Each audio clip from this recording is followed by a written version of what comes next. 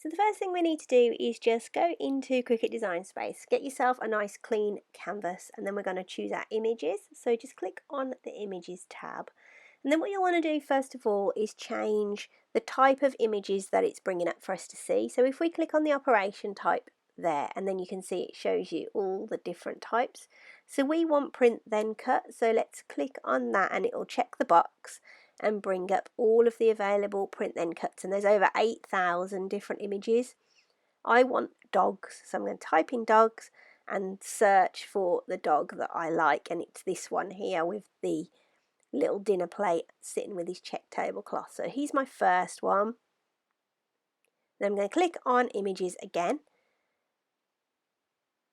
and again change the operation type to print then cut, and then I'm going to search for my next one, which is a rainbow, because who doesn't love a rainbow, especially at the moment. So I'm going to just use that one.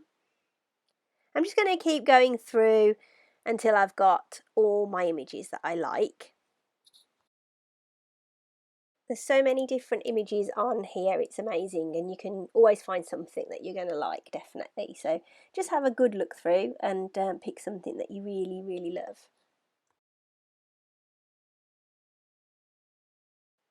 I only want to use one whale, so I'm going to just move this out, and I'm going to just click on the little eyes on the right hand side to hide the left hand whale, and then he is broken down into one, and I can put him there now ready to cut on his own.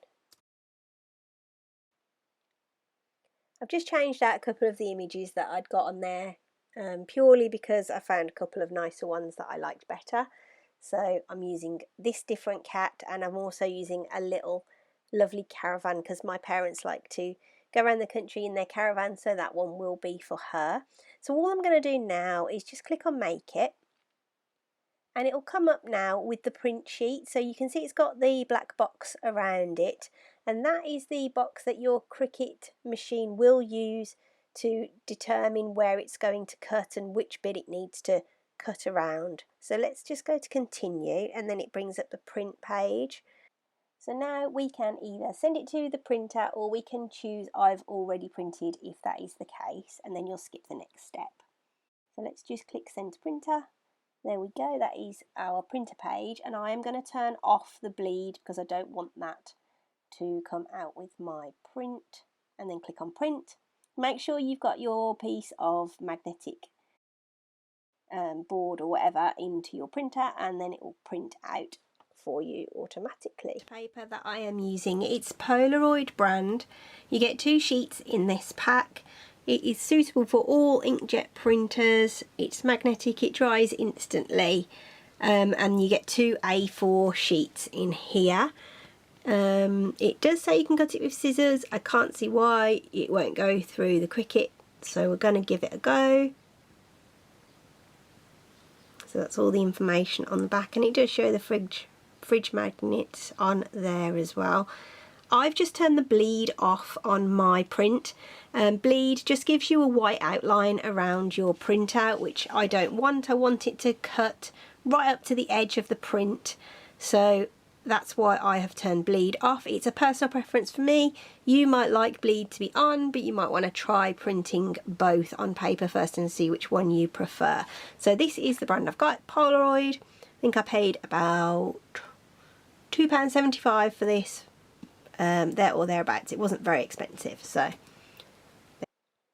now that we have got our printed sheet, we need to choose Browse All Materials, and then we need to find the magnetic sheet in here. So if you just go up to search and type in magnet, and then it comes up with the 3 different options. The bottom one is the Cricut branded.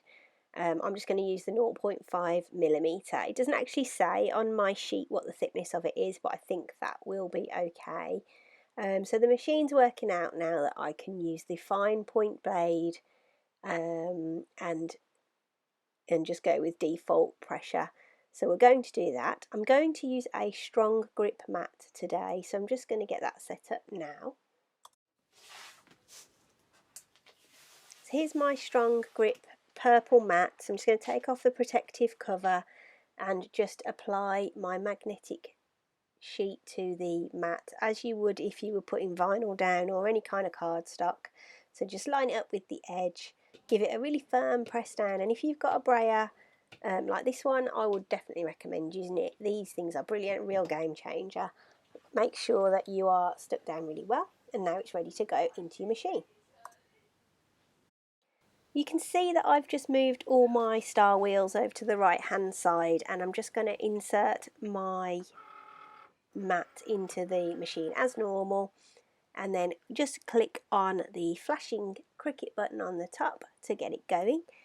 And the first thing that the machine is going to do is just calibrate the tool, so it takes the mat in and then sort of spits it back out again.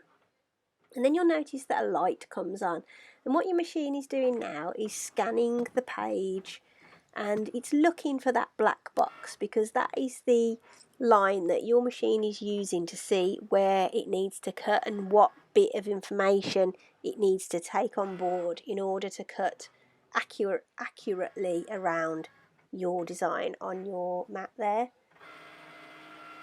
So if your machine doesn't cut perfectly when you first do it, you may need to calibrate your machine, and to do that you'll need to contact Cricut customer services and they will talk you through how to do that on your particular machine.